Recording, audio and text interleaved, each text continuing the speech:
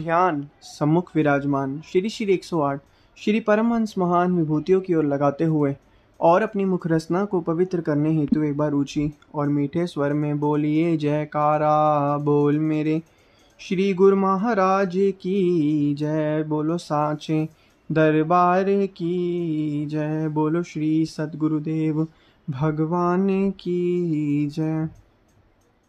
गुरुमुखो, संत महापुरुष फरमाते हैं कि झूठा है संसार का प्रेम, झूठे हैं यहाँ के लोग, और यहाँ पर तुझे दुख के सिवा और कुछ भी नहीं मिलेगा। कहते हैं कि संसार में सभी जगह पे जितनी भी चीज़ें हैं सब की सब यहीं पे रह जाने वाली हैं और दुख तकलीफ़ देने वाली हैं, और दूसरी तरफ जो प्रभु की भक्ति है वो सुख शांति और आनंद देने वाली है। तो क्यों ना हम प्रभु की भक्ति जो है वो करें। संत महापुरुष फरमाते हैं कि जो व्यक्ति अपने कानों से प्रभु की भक्ति को नहीं सुनता तो उनके कानों को कहा गया है कि वह सांप के बिल की भांति होता है। जो व्यक्ति प्रभु की भक्ति को, प्रभु की लीलाओं का वर्णन अपने मुख से नहीं करता, उसको मुंह को, उसकी जो अपनी जीभ से नहीं करता, उसकी जीभ को मेंढक की तरह टर टर कहा गया है। तो वक़्त के संत महापुरुष फरमाते हैं कि इस दुनिया में आपका अपना सिर्फ और सिर्फ जो है परमपिता परमात्मा है, और संसार के ये रिश्ते नाते झूठे हैं, ये सब कुछ झूठे हैं। इसमें आप कभी ना कभी जो है, और संसारिक जितने भी लोग हैं ये सब धोखा देने वाली चीज़ें हैं, और कभी ना कभी आपको इनसे धोखा मिलेगा ही मिलेगा। तो यही वक़्त के संत महापुरुष फरमाते हैं कि जितना भी हमें ये समय मिला है यह गुरु भक्ति के लिए मिला है। इस गुरु भक्ति को करके अपना जीवन सफल बनाओ, और हमेशा ये याद रखो कि ये जीवन जो है एक मेले की भांति है। जिस तरीके से मेले में हम घूमने आते हैं और कुछ समय पश्चात हमें मेले से चले जाना होता है, ऐसे ही जीवन में भी हमें कुछ समय के लिए मिला है और प्रभु की भक्ति करके हमें कुछ समय के बाद यहाँ से चले जाना है।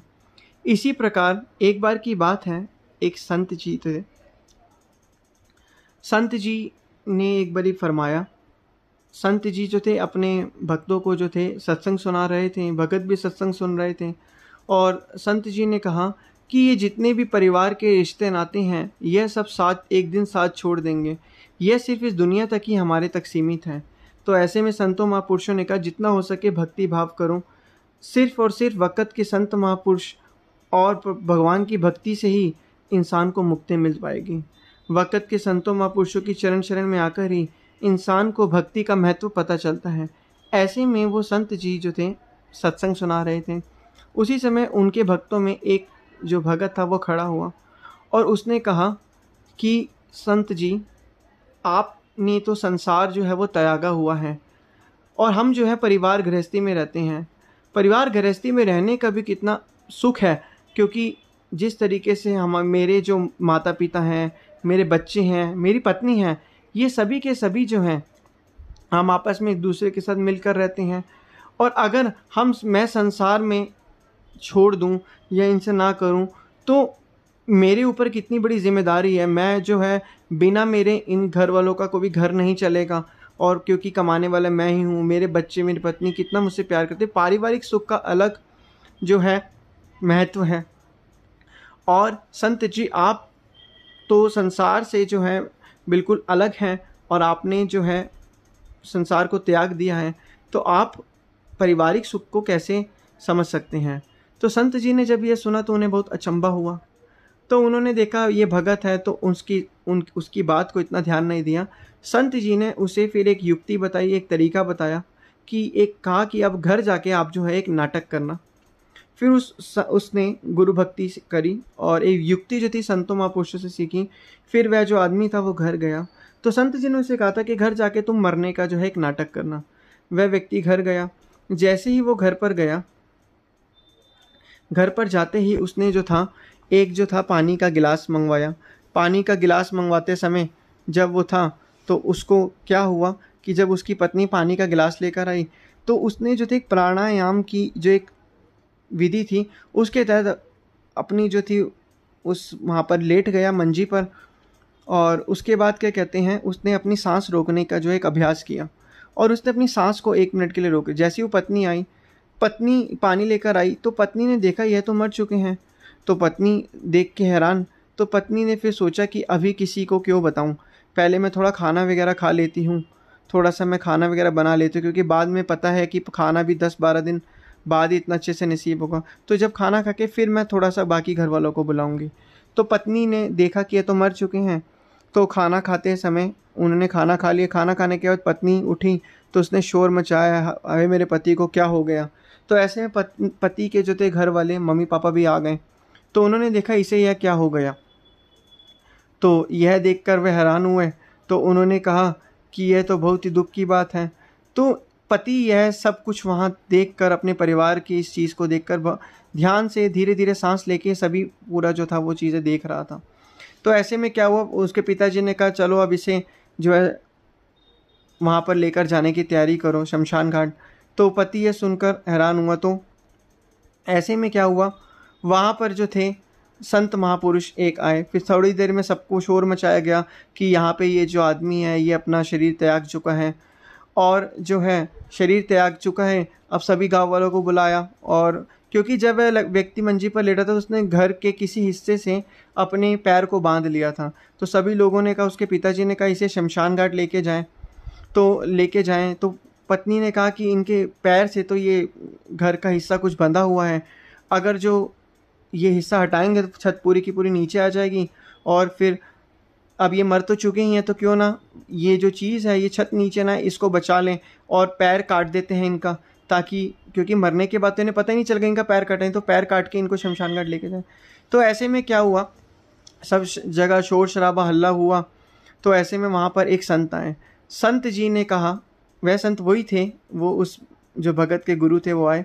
उन्होंने कहा मैं इनकी अकाल मृत्यु को अभी जीवित कर सकता हूँ, लेकिन एक शर्त है। तो उनके घर वालों ने कहा कैसी शर्त। तो संत जी ने कहा यह एक दूध का गिलास है, शर्त क्या है कि जो भी ये दूध का गिलास पिएगा वह मर जाएगा, और उसके बदले में यह जो व्यक्ति है जिंदा हो जाएगा।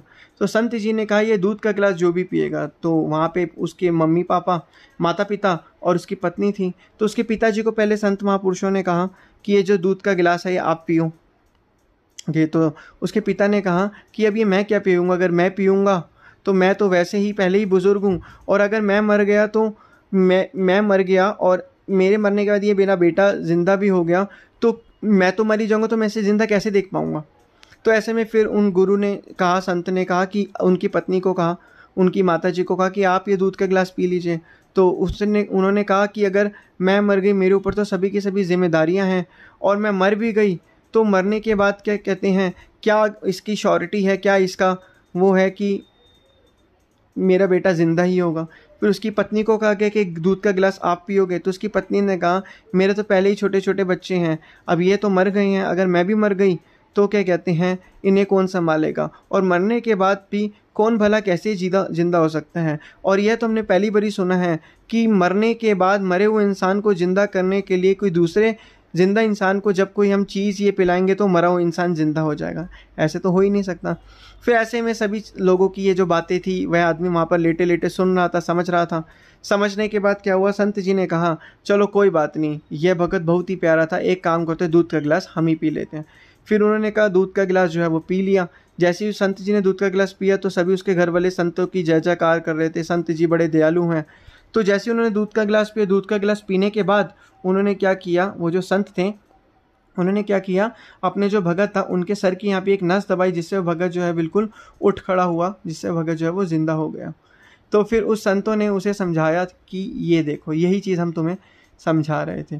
तो ऐसे में क्या हुआ, वो व्यक्ति ने जब अपने घर वालों की ये स्थिति देखी, उनके विचार और बात सुनी, तुरंत ही उसने घर बार को त्याग दिया और वैराग्य ले लिया और संतों महापुरुषों की चरण में आ गया।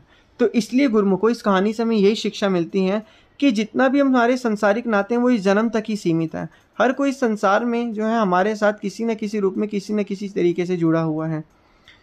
लेकिन अब हमें करना क्या, कहते हैं कि इन वक्त के संतों महापुरुषों की चरण में कि जितना हम नाम सुमिरन आराधन करेंगे उतना हमारे मन को शांति मिलेगी, जीवन आनंद से व्यतीत होगा। लेकिन ये कब होगा, जब हम भक्ति भाव रूपी जो है अपना कार्य करते चलेंगे। और क्योंकि जिस दिन हमने भक्ति भाव कार्य नहीं किया, एक ना एक दिन हम इस दुनिया से जाएंगे तो काल जो है हमें अपने चंगुल फंसा लेगा, फिर हमारे पास ये जो है कार्य करने का समय नहीं मिलेगा। कहते हैं कि जो भी सामान एकत्रित किया तूने, लेकिन तुझे पता था क्या वो साथ जाएगा? जिया तब नहीं जब जीने का समय था, अब मरने के बाद कह रहा है क्या दोबारा जिया जाएगा? ऐसे नहीं। तो इसलिए वक़्त के संतों महापुरुषों की शरण में आकर जो हमें इस सतमार्ग पे चला के हमें जीवन का असली रहस्य और सत्य बताते हैं, हमें उनकी आज्ञा और मौज में चलकर ये सभी कार्य करने हैं, जिससे हमारा ये लोक भी सुखी होगा और परलोक भी सुहेला होगा। बोलो जयकारा बोल मेरे श्री गुरु महाराज की जय। बोलो साचे दरबार की जय।